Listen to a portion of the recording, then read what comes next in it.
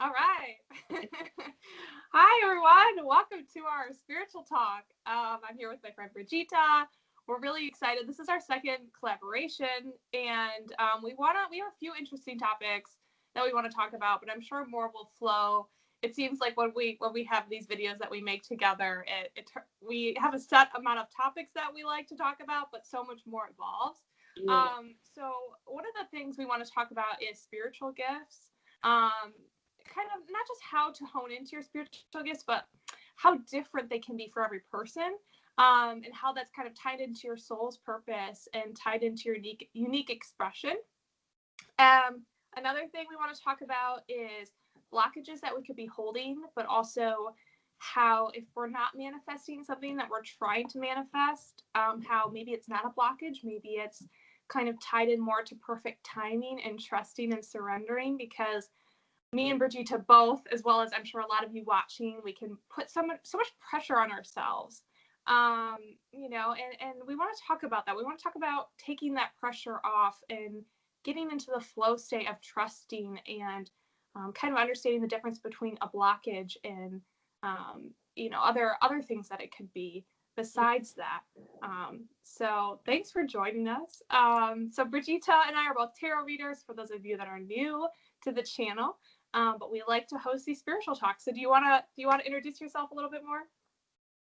Okay, so I am also a tarot reader, a medium, and it's interesting how Megan has suggested this topic because just yesterday I have spoken with one of my clients about, I think, an expression such like spiritual authenticity is a really good one. Like be authentic to yourself, but also kind of a lot of people I think that there are certain things that you have to do or certain ways you have to go about it, like especially I notice it in mediumship talks too, when people think it has to come through a certain way, or when reading tarot it has to come through a certain, or you have to read cards a certain way. And I think more people should be talking about it because I used to notice, especially in the past, how some people would comment down below saying, hey, but in this spread, the high priestess doesn't mean that, or, the hierophant doesn't mean that. And then people start correcting other people, and this is all about the intuitive part of yours. Like, you can pick up the hierophant from your own experiences. If you kept seeing the hierophant in one, aspect in your life, you'd pick that up a bit differently and interpret it differently than some other people would. And I think same goes like tarot decks. So every tarot deck, I tend to see them as having different personalities. So Hierophant in one deck is not going to be the same one for me, at least, as Hierophant in a completely different other deck. So what we'd like to talk about is, there's a lot. Even when choosing a spiritual teacher or a mentor, I would suggest choosing people who always remind you at the end of a session to not take everything that they said on board 100%, to keep your own authenticity flowing. Mm-hmm. And you have to be open to what it is that you are capable of, because not every single person is capable of all the same things, truly, right? And I think it's important to bring that out of you. If you wanna, let's say, throw the deck on the floor and pick up the cards that the first you saw first, like do your own thing. Right. Whatever works for you.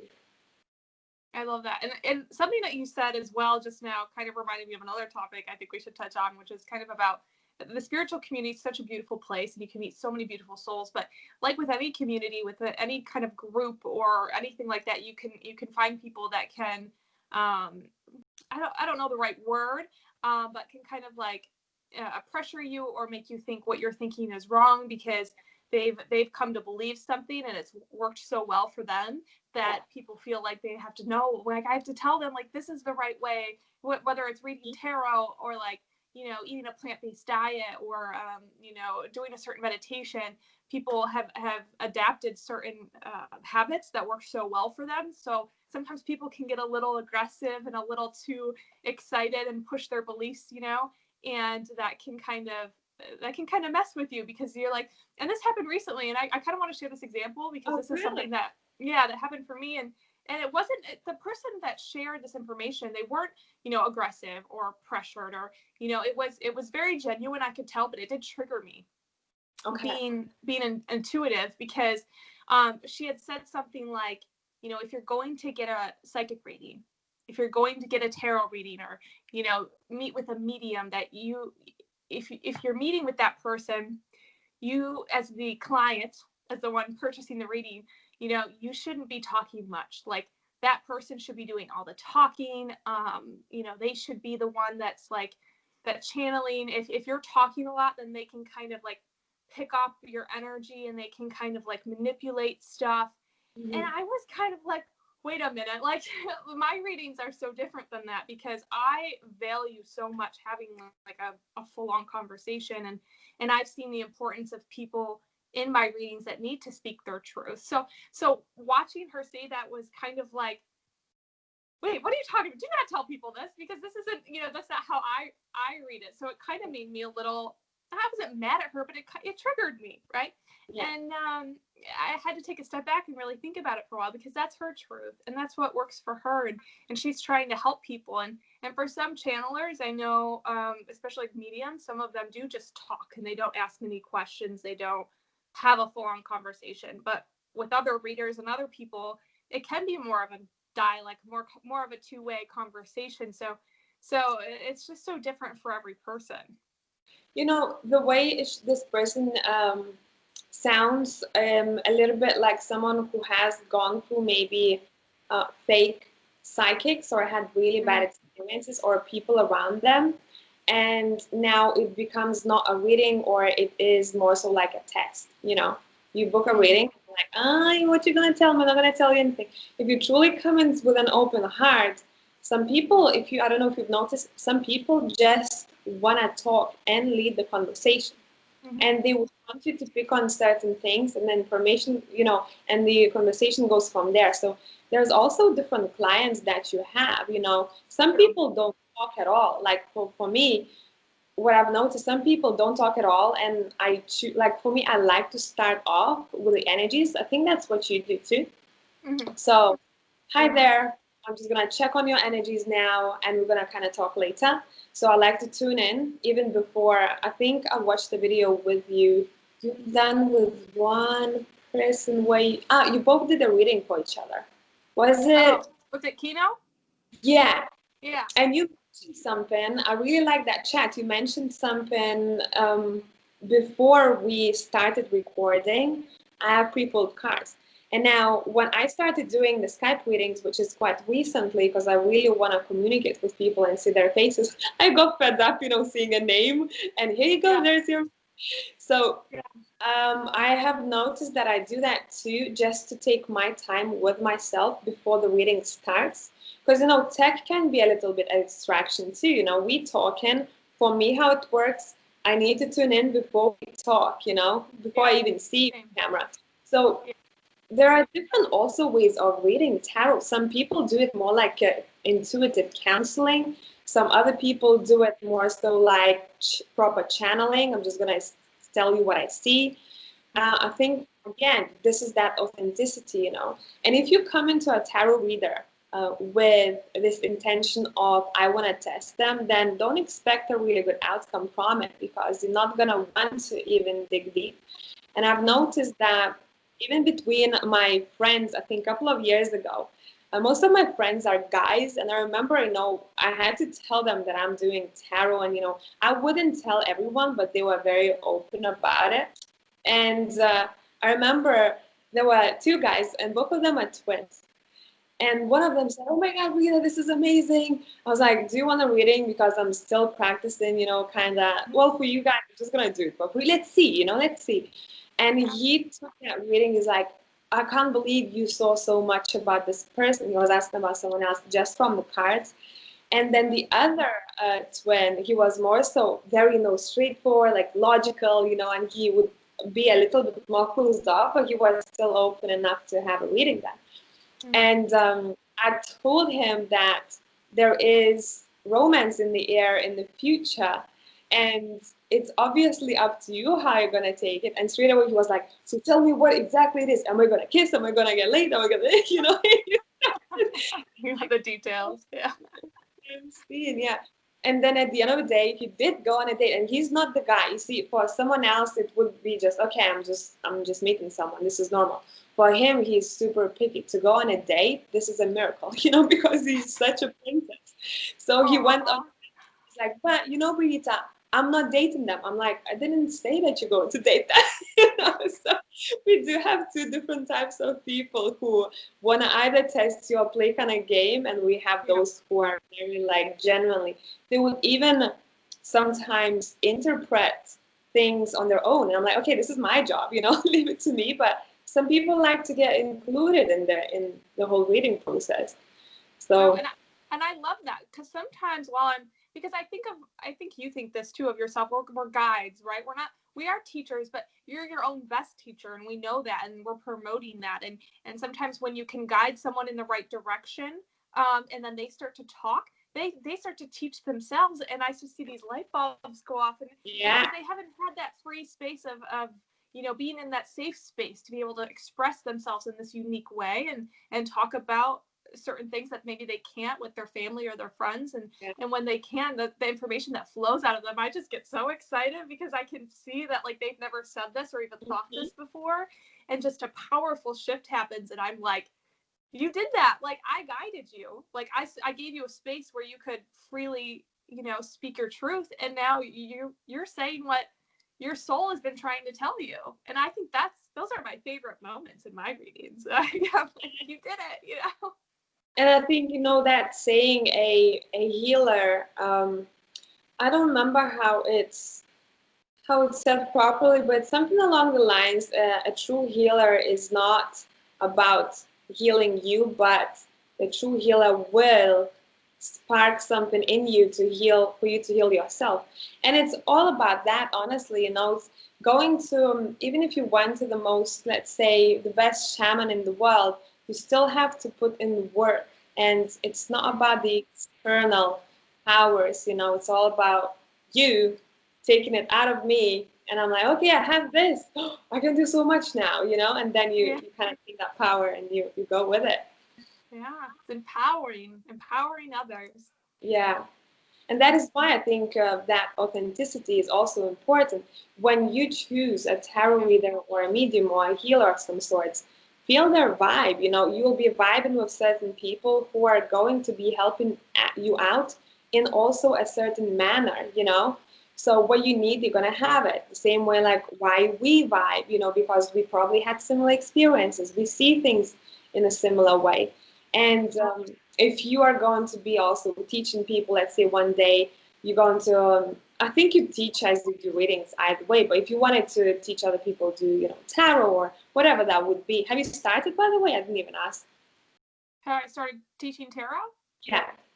Oh, you mean like a tarot course? Yeah. No, I have not. No. Okay. I'm still thinking about it. I still don't.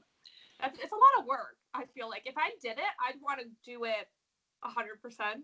I have been thinking about maybe doing a small video, just like a 20 or 30-minute video for my channel, like just simple steps to help enhance your practice. Yeah. I have been thinking about that versus like a full-on course. Yeah. So we'll see. I'm just gonna notice like every person will come to you with already like box of tools that they have, intuition, and some of them will be clairvoyance. And every person, that is why I think you would love that, because every person who comes to me to learn, they already have that authenticity in them. So for me, I just need to take that from them and say, hey, use more of that, or that works for you better. So that is why I think you would be great at that, because you can also pick up certain things, and the same video will not work the same way for everyone. You know what I mean? That's true. So free video. Okay, so you're saying you work with clients one-on-one, helping them learn tarot. Yeah. Oh, I didn't think about it doing like that, because I guess, there's another tarot reader I follow, and she's putting out a course where she can teach but I never thought about doing like a one-on-one session, and I like that idea. Yeah, I think you'd love that. Yeah. And even, a lot of people will have a lot of spiritual questions too. And you're going to notice already Some people have questions about what is it at all. Some other people like, okay, I met someone. Is that okay for me to do a reading for them? About third-party readings, for example. Can I actually ask about it? So there's a lot of information that comes through, I think, that not only teaches you, but that other person. And yeah, and that's why I touch on that authenticity, because every person, I have the same like kind of course for everyone, but always they lead that course for me, because I have to use different traits and kind of different tools for them, and it's beautiful to see because everyone has a completely different style. I think I'm gonna start doing that. I really like that. I almost forgot we're making a video. I'm like, are we just talking? Yeah. Cool. Thank you for that. Oh, Brigitta's always inspiring me. You're always inspiring me. So. You also inspire me. I love watching your videos. Every time you collab with someone, I'm like, okay, let's listen. So what is that? Thank you. I know. I love doing these. They're so fun, and I always learn something myself, which is so beautiful. There's always like right now, I'm like, oh, I can teach tarot like that. Of course you can. But sometimes you get in a certain mindset about little things, and that's why I love communicating with other spiritual people, because they help shift your mind and get it out of the box, because we put even though I'm an open-minded thinker, and I believe I think out of the box, I feel like with different topics we can get stuck. Yeah, it's funny because we're talking about authenticity, and you already thought that a lot of people do it certain way, so you didn't probably think of a different way of doing a teaching, right? Because everyone usually has a course and you go buy it, and it's for more people. So coming back to authenticity. It's so true. I know. And maybe I'll figure it, like, now that my mind's opened, I'll think of a whole different way to do it. I don't know. Yeah. Cool. I love it. Learning every day. So yeah. Let's get back to the topic. Well, we kind of touched on this, but I feel like there's more to explore about the pressures in the spiritual community, because this has to do with our authenticity and our gifts, but like it can be with diet, it can be with how we communicate with others, it can be how we build our business. I think it's important whenever somebody's sharing information to just take it with a grain of salt. Don't say, okay, this person's successful, I have to do everything like this person, because they have proof that they've they found their soul's purpose, they have their soulmate, they have a successful business. I'm just going to copy them. It's okay to take up bits and pieces and say, oh, maybe I'll try it and see if what they works for me, but not thinking like this is the only way, this is how I have to do it. I think and when people will like comment, on something that you do on social media, or and they'll say, oh, it's actually this way or that way, and don't, they're projecting, even though it seems like it might come from a place of like, a negative place, like they're trying to correct me or tell me what to do. I feel like most people in the spiritual community do help people from a place of love, but they're still dealing with their own traumas. They're still healing. So sometimes it can be triggering for us, or it can be projected in that sort of way where we're like, oh, I'm doing this wrong. Like, oh, I need to do it better. I need to, thank you for, or you might say, thank you for helping me. But maybe the way you were doing it wasn't wrong. Maybe it was beautiful and perfect for the time that you did it. And maybe you switch it. Maybe you keep going in the same direction, really feeling intuitively into it. Is this going to serve me and help me, or is this going to, put too much stress on me? Yeah. Yeah, that's very true. And when you were talking and about people correcting other people, I do tend to see those who correct other people as I call them interns in spirituality still. You know what I mean? They haven't gone to that point just yet. They only know so much, and they will apply only that much. I think spirituality, as well as, some people say music taste has no friends, or design taste has no friends. So it's very similar in this case, I believe. But overall, I don't know if you've noticed, so the more mature teacher you speak to, the more careful they are about expressing their opinion on something, especially when it comes to teaching you. Now, I'm going to be talking to a medium who's been doing that for 25 or 27 years now. By the way, I don't know if you know about that college, but I think you're gonna be interested. I'm just gonna look it up very quickly. It's called, some people call it Cambridge of Spirituality. Some other people call it the Hogwarts, you know? Oh, it's like a school? What is Yeah. this? Okay. Yeah. Interesting. Just very quickly. Okay, let me go through. It's called Arthur Findlay College. So I'm gonna show it on the screen. It's the oldest, I think, spiritual college. Here it is, and it looks like a castle. It does. And this is one of the, well, as far as I know, people from all over the world travel to that college. You can also have accommodation there, stay for 6 days. So let's say this is more so focused on mediumship though. So I've booked a assessment with a medium too, and I paid attention to how she speaks to me, you know, and she would reassure me like from time to time. She was very assertive. She picked everything up that I needed. Assessment is more so like what it is that you still need to focus on, what kind of guide that she may pick up, you know, what you work with, what kind of energies, and so on. And she'd assess you as a medium too. So she was like from time to time reassuring, saying, by the way, you know, due to this and due to that, you don't have to believe in certain things. Even the way she would give me advice, she would come from both places. So the more experienced, the more careful people are of not putting their opinions on you in a way.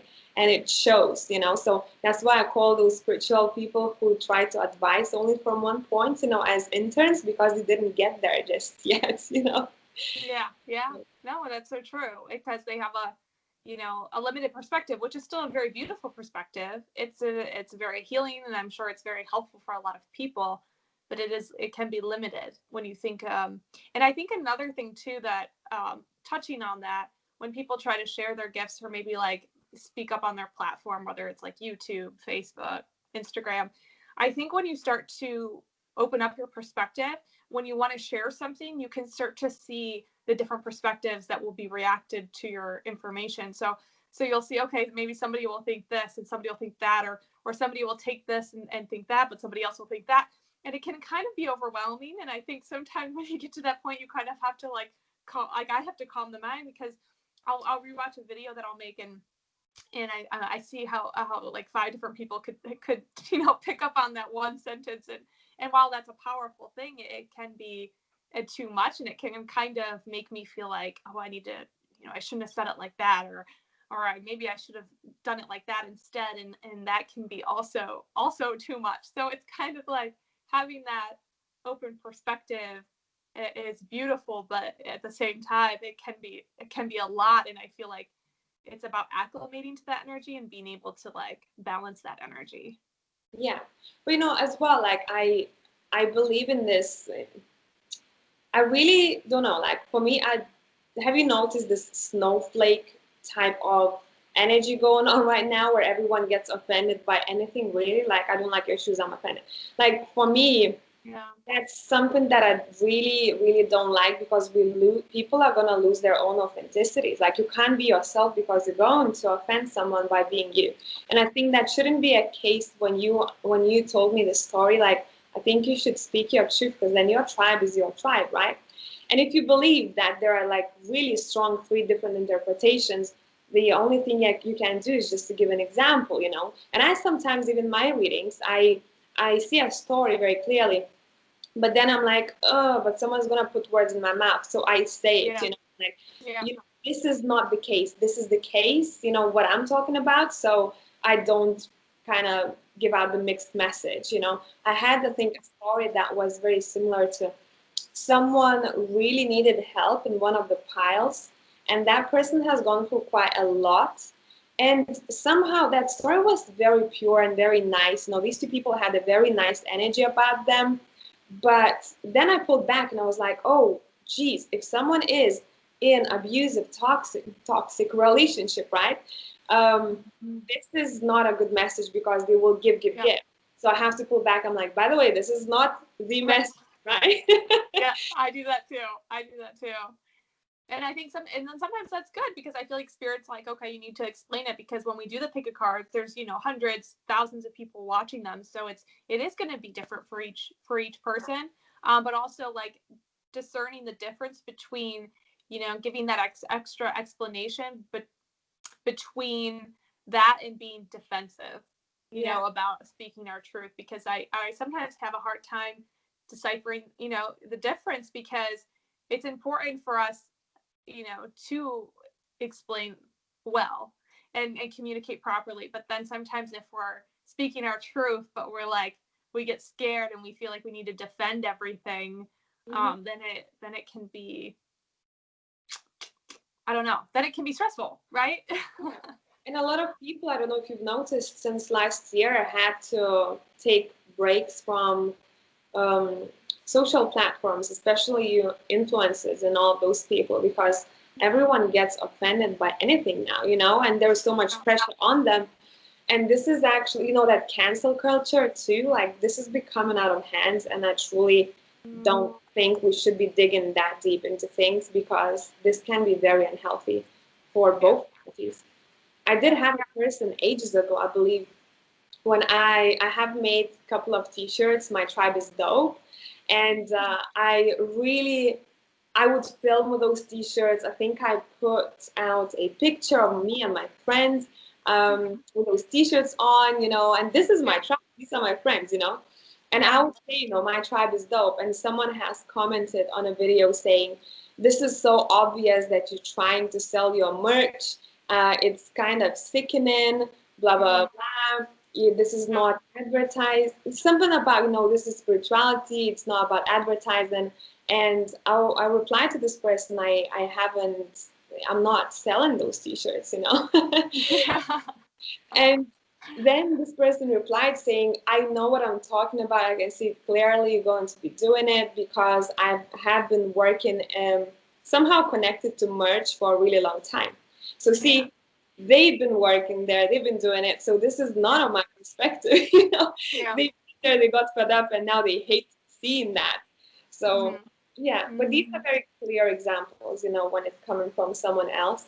Well, then there can be those kind of mixed ones where you're like, is that comment actually coming after me, or is it just someone's opinion? Because it's very, I don't know if you've noticed, it's very difficult to actually know when someone, what kind of voice tone it is through the comments. You know, sometimes someone can just be, you know, venting in a comment. And I would reply saying, okay, vent, you know, it's good to vent sometimes. But then some people would just be very bitter, you know, and then that bitterness would go on other people too, because other people would join in. And I'm like, I really don't want this bitterness here. It's fine to vent. It's fine to be angry. Like, there's nothing bad about it. But when it becomes like like a chain, this is not a place for it, you know? Exactly. And I think what's important too is just being aware of that, you know, because when we do want to comment on somebody's video, or, you know, we get a comment from them, like, just try to be compassionate, because there's a lot of miscommunication that happens all the time. Like, think if something offends you or triggers you, you know, realize like, okay, take a step back. Maybe they meant something completely different and I just can't see their perspective and I can't understand. And you know, I think when we apply that perspective more and try to be like, well, maybe I don't get it, and that's okay. Maybe I don't get what they're saying. Like, there was a guy I follow, and for a long time, he was helping me so much. He's a spiritual leader. He's pretty big. And then for a while, his stuff wasn't helping me, but I felt like, you know, maybe it's just, I don't get it. I just don't get it. Like, I felt like you know, a couple things he said seemed offensive, but I thought, I didn't feel like his energy was offensive, so I was like, oh, I'll come back to him. And I didn't stop following him. Now I'm following him again. And sometimes the things really resonate and I really understand. And sometimes I don't, because his mind is just so open that it's hard to follow. But I don't like get mad at him or like, you know, offended or, you know, what you're saying is wrong, because I probably just don't get it. I don't get what he's saying. Or maybe I do, and, you know, that didn't serve me, and I leave it there and I wait for a better video to come that does resonate for me and helps me. Yeah, and that's a very good point. You know, in order to get the message, you have to somehow have gone through it. You know, how can you get the taste of a meal you haven't actually tasted, you know? So it's True, and I think that's fine. Falling in and out of people, it happens. You know, we come back to each other because, oh, I went through this. Now I know what it means. Because Mhm. before I had no clue what you're talking about. Yeah. Yeah. It's a point. It's not about getting mad at people, but I also believe, you know, there is a lot of people that I know that they are afraid to reply in the comment section, and they would just delete the comments because those are very like offensive comments for them, or they're like, I can't reply to it. I'm like, but why can't you reply? This is your platform, you know? I think again, there is one more thing that we should talk about. It's okay to reply. In spiritual community, you have to, you know, send back rainbows and unicorns. Nah, you know, maybe you are this person's karmic lesson that day. You don't know. You don't know. If Right. you're gonna put everything in, and if you can't express yourself, so what is the point really? Obviously being very conscious of what is the situation. Yes. Yes. Using your discernment and then trying to bring compassion, into the situation, I think is so important too. Treat others how you want to be treated. Yeah. You know, that's something that always has stuck with me over the years. The Yeah. golden rule, baby. Oh, I love it. I love it. Okay, let's go back to the blockages topic. Yeah. Is that okay? You want to talk Yeah. about that for a little bit? Yeah. Okay. Because we, when we're reading tarot or in any kind of spiritual lens, or a leader can talk about, oh, it's a heart chakra blockage and a throat chakra blockage, or and I still deal with some symptoms of physical pain. And like this past weekend, I had pain throughout my whole neck, and it was so bad, like I could barely like move it anywhere. And so I'm like, oh, what is this like emotion? What is this energy like? Is this some negative energy, in my body? And maybe sometimes it is, and maybe, you can sit with yourself and you can talk to yourself and, find like, okay, what is this? Like I'll say, I'll set an intention like, okay, body, I'm going to listen. What is the emotion tied to this physical pain? And I think that can be very powerful, but other times it's not a blockage. It can just be, it could be maybe something releasing and in the process of releasing, because a lot of the times when we learn something spiritual, we have a shift in our mentality. Our physical body takes a little bit longer to catch up to our mental body and our spiritual body. That's how I feel anyways. That's just my perspective of what's happened through my healing journey, is sometimes the physical body needs more time. Mhm. And saying, not putting pressure on yourself, like, oh, this must be a blockage in my throat chakra, right? Because it's my neck, I'm not speaking my truth. What do I need to speak up about? Do I need to make a video? Like, what's, what I mean, getting out of that? Because I think that can be a mentality people, if they're dealing with depression or maybe a stomach problem, they're like, you know, knowing that you are clearing, you are healing, you're on the right path, and having more patience and more nurture, like nurturing yourself more during those times, it's just really important, because it's kind of like, how you would treat a child. Like if a child's having a problem with something, you wouldn't just be like, okay, we need to fix it right now, like we need to get it out, we need to do this. You would nurture them and love them and help them through the process. And I think applying that same mentality to our own bodies is I think underrated, because we're always, that we're all always in a hurry. But I know, speaking from my personal truth, sometimes I just want to get there and I want to get, Yeah. feeling better. And Yeah. So when it comes to, I agree with you fully. When it comes to bodily sensations, I see it in a couple of different ways. Yes, it can be. I take it as a message, not more so as maybe a blockage itself. Okay, if my throat is hurting or something, I will just run through very quickly that week. Have I spoken my truth? If there's something that I'm holding back, If not, we humans, we can simply just have a cold. I think we have to be balanced and know which one is which, because we can create a lot of stuff being in spiritual world. And I've noticed people doing that, which it gets them all the way up there where they forget how to be human. We do have bodies, it hurts. But then some other times, if we're talking about time blockages, let's say, I've noticed it many times, and I know probably you did too in my life. If I'm working on a project for a really long time and it's not going as I wanted to go. If I feel like time is off, if I can't get to the finish line, it's Yeah. just very slow. I take it as a message, hey, kind of, take that time to focus on your relationships, either family, your private life, rest. And every Yeah. time I do that, I would note it down. I would start to focus on maybe socializing also, doing things that give me a break. The moment I do that, within 2 days, I have or a brilliant idea or I have 20 clients and I'm like, oh my God. So it's very important to Yeah. know that those kind of blockages are like your attention is being brought to somewhere else, like focus on that now, and Yeah. jumping in between these two. Yeah. So yeah, I think that's what I've noticed in my life. I don't know if you did, but it works for me every time. I have in little bits, but you really opened my eyes and you really explained that beautifully, I think. So I'm really glad that you just said that because that's something that, yeah, I do struggle with it and I know that, but you just said it in a very simple way that really resonated with me. And I feel like it's probably going to resonate with a lot of people because that's so true. Because I feel like I'm in that space in my life right now because I have been fortunate enough to spend more time with my family and I Hmm. feel like I keep getting messages from spirit that's like, just relax, spend more time with your family because I am planning to move to Australia and I'm going to be very far from the States. I'm not going to keep coming back Yeah, here all the time. And I am close with my family.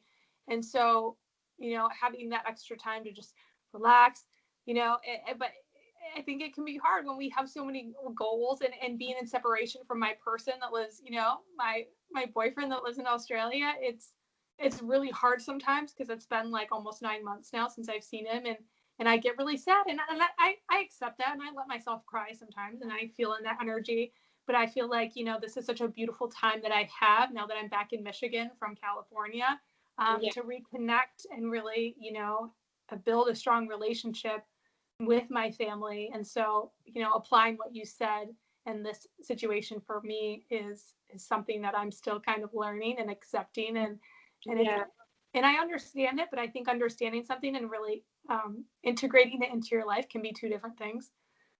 yeah. It can be tough. It Excuse can me. be really tough at first because you really don't know why this is not going the way you want it to, until you're like, okay, even though you're working on an amazing project, you're so passionate about it, and you want to finish it. Let's say Yeah, if that's a painting, for example, and you're yeah, like, hey, I've lost creativity, but I really need to finish it by now.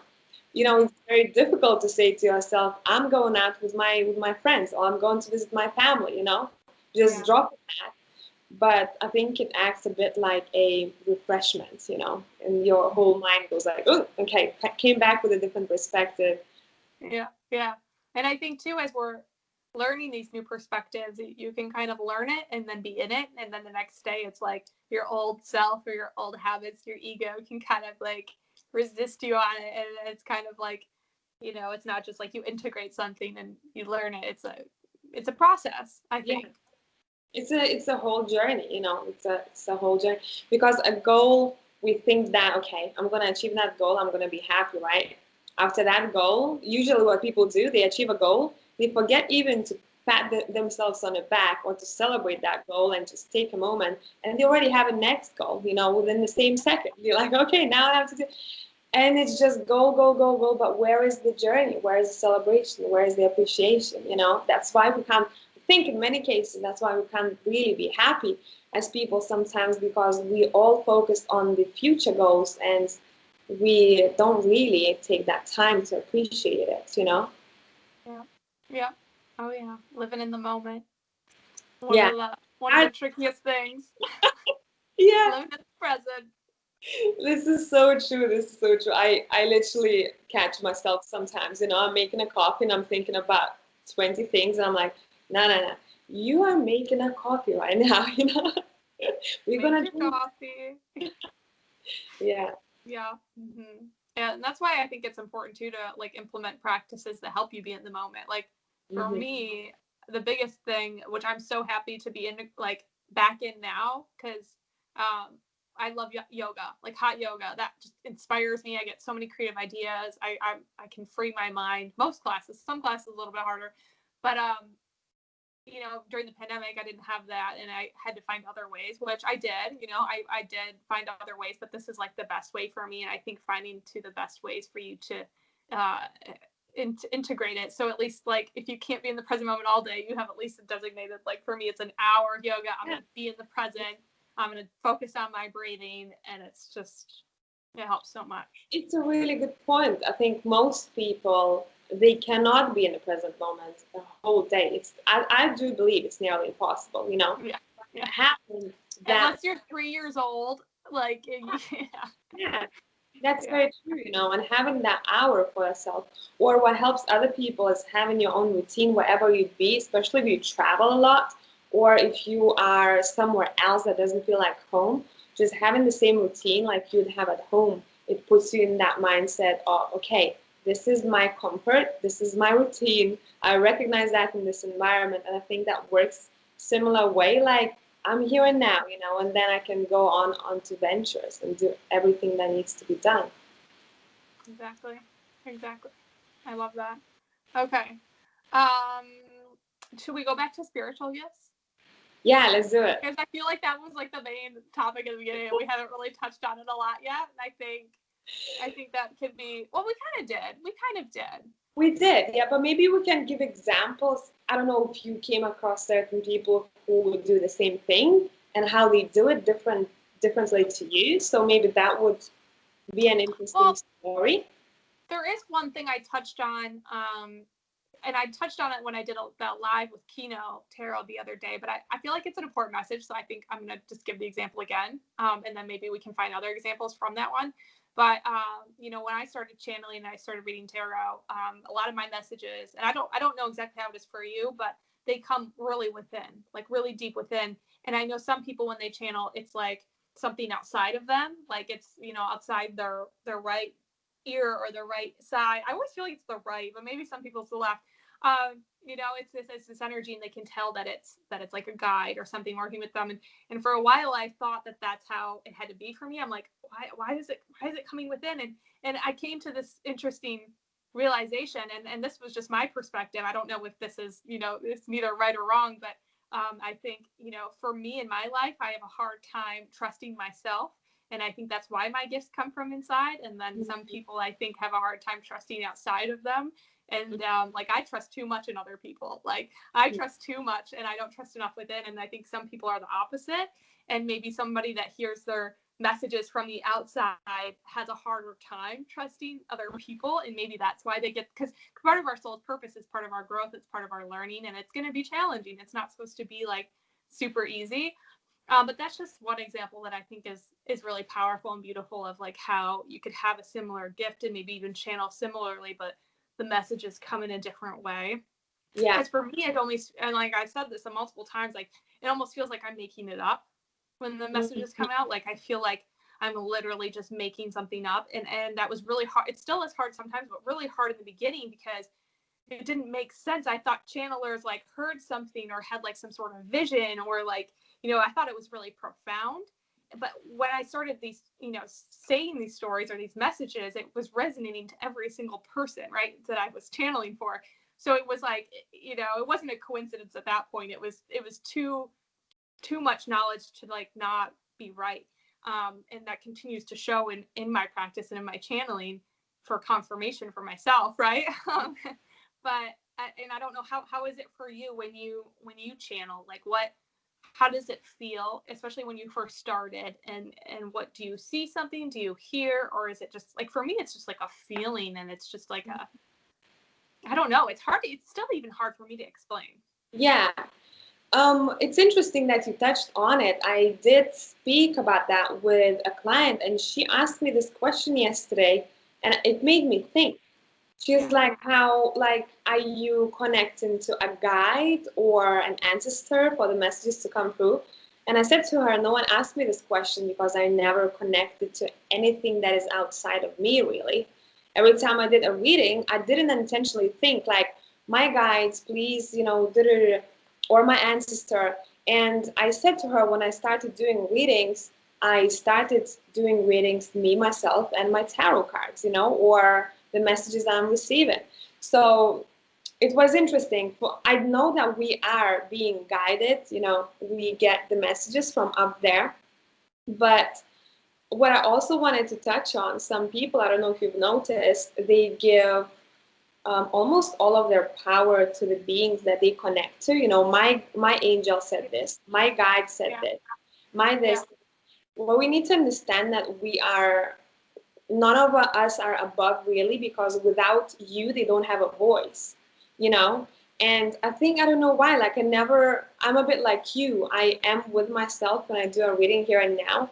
If I'm doing, I don't know, something for myself, let's say, if I need a message for myself, I would then say, hey, you know, tell me or show me a vision, what it is that I need to know. Yeah. And I think for me, reading tarot cards, it's weird because when I channel without cards. When I do tarot, just do tarot. You know, I know there is channeling in it too, but if I channel, I like nothing with me, and I just kind of become this blank canvas, and I allow everything to come in. So sometimes that would be a sound, sometimes that would be a sensation I get on my body, sometimes it's a feeling, but most of the time, if talking about tarot cards, it's the same like you, it's coming through as a very strong feeling or visions.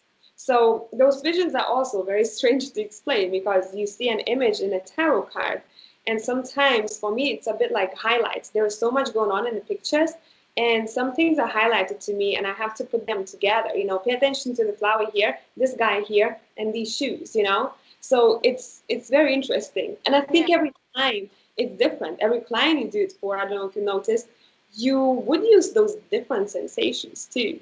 So Yeah. it's kind Hmm. of very personal in a way. Hmm. Yeah. No, I love it. I like that you said that, and it made me think of too, like how other people channel, because I remember my friend got a reading done by this medium, and she's been doing it for a very long time. It sounded like it was a very powerful session for her. This was out in California after I'd been back in Michigan, and she uses tarot, but she flips through them really fast as she channels. So she barely looks at them, but Yeah. she uses them, and I thought that was interesting because I never heard of a tarot reader like barely looking at the cards, just kind of like shuffling through them. Hmm. And it's interesting because it helps her, but Hmm. she just like gets glimpses of it. And it's the way she channels. So like I thought that was really cool. I'm like, oh, I've never even, so it's just so different for everybody. And I think, maybe, if you have a tarot reader you like, or if you have a psychic you like or something, maybe using their methods, but then seeing what works and what doesn't, like Yeah. trying different things out.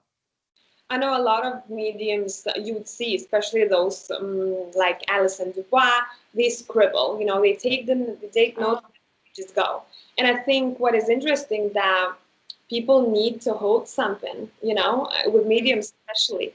Like yeah, for me, you see, it's the opposite. I don't hold anything. All I need to have is a name written down of a person that we're going to connect to. And I never actually tried, you know, scribbling or using, you know, like doing something with my hands. So that mm, would be interesting to try that out. yeah, And it's interesting because I talked to that medium also, and I said to her, you know, when I started mediumship, I didn't need any objects. I didn't need any cards. And I said to her, sometimes I feel like I need to use cards. Almost would be guided to take cards. And again, now that was her perspective. You see, I could either take it or not. She's like, you know, what I think about divination tools, I put mediumship here, and divination tools should be used a bit separate, not as the mediumship reading. But again, she says, this is how I feel about it. Because you see why? Because I think she's not as familiar with tarot herself, yeah, because she said one word and she was like, it can turn into a predictive reading. And how I see tarot for me, here and now is the most powerful. How are you feeling right now? What to do now? You know, it's all about self development for me, and not as much as what's going to happen in 20 years, because it's up to you, really. mm-hmm, So, there again, there's that different perspective. She goes, so, what I would do if I would have tarot cards and I would do kind of in between, I'd set an intention that, okay, almost tell this person now I'm going to be using tarot cards so that I split those two energies. for me, I remember when I was doing Skype reading with someone, I think we were reading for her mom. And there was one question she wanted to ask her mom about where the family should celebrate something. And that was somehow connected to her mom. And the moment she said that, I turned to my table and one deck literally highlighted for me. I took that deck, I pulled the card out, and in that imagery, that was an urban deck. There was a representation, a scene from New York, yellow cabs and buildings and stuff. And I started describing her that imagery, what it made me feel like, where it could be held possibly. And she goes, "Oh my God, my mom's from New York. She wants me to go to New York." Wow, yeah.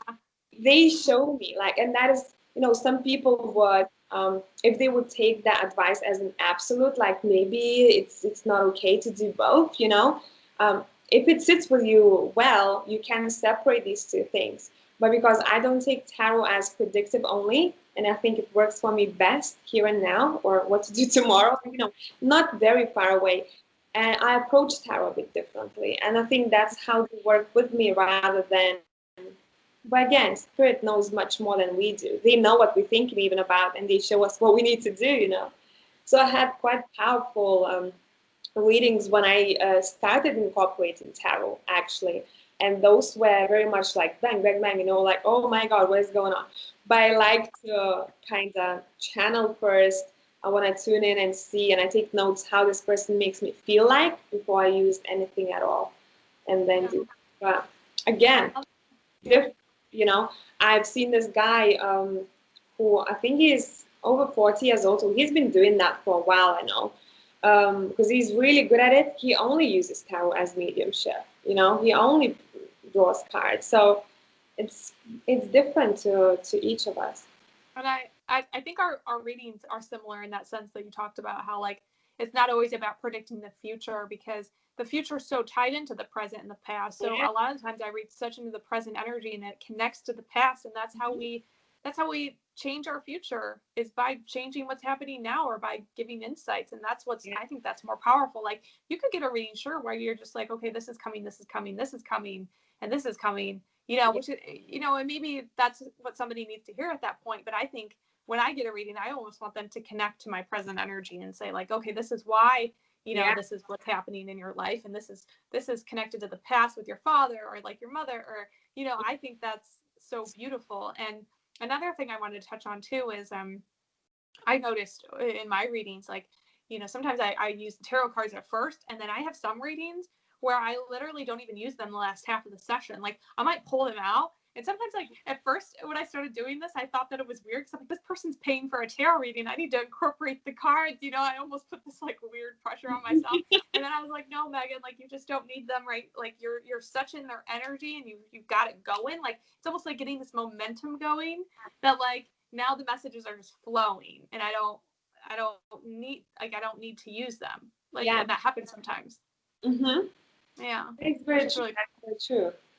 The same, like, for that mediumship reading I've done, like, I've pulled a couple of cards, and then from then on, whatever she'd asked me, I'd almost like hear the answer given to me, like, here, like, no, yes. But it came through not as a sound, but as a feeling, like, she's off with it, and I know that this is the spirit that I'm talking to, of deceased, because they feel very different to what you would feel while doing a tarot reading, with yourself. It's almost like someone is telling you what to do. Yeah. I stopped using cards too, yeah. But I guess it's all about what feels right to you, in a sense. There's no wrong way. There's no right way. There's, I read cards all the time that they'll come up through a reading, and I've had this deck, for months, and I've never read that card that way. I've never gotten that message, and it might have nothing to do with what I learned on paper from that card, from what I studied, and I think it's great to study in the beginning. I think it helped me a lot, but over time you just realize that the meanings for the cards, they shift and they change, and like, oh, that's a new one. That's a new message. And a lot of the times too, I think you'll realize this, but I think, and this kind of came through like not too long ago when you were talking, like, I feel like when we're going through our life, if you know, especially on the spiritual journey or before we're on the spiritual journey, I think like our guides and our angels and the, you know, the energies that work with us, source energy, kind of have us go through these experiences to learn and almost to prep us into these teachers, so that when we start to channel, a lot of the channels, the messages we're channeling are experiences that we've been through, because the people who are attracting into our life have similar energy. So like, you know, I might be like saying something to somebody that, you know, I went through a year ago, or I went through 2 years ago. And it's almost like, you know, am I sharing, is this channeled energy, or is this just my experience? But it's the same. It's all connected. We're all one, and we're one with our spirit guides, just like we're one with each other. Like we're not so separated. It's all one. It's that illusion, you know? Exactly. Yeah. And that's a very good point. You know, how could a person explain why certain things are happening if they've never been through what you've been through?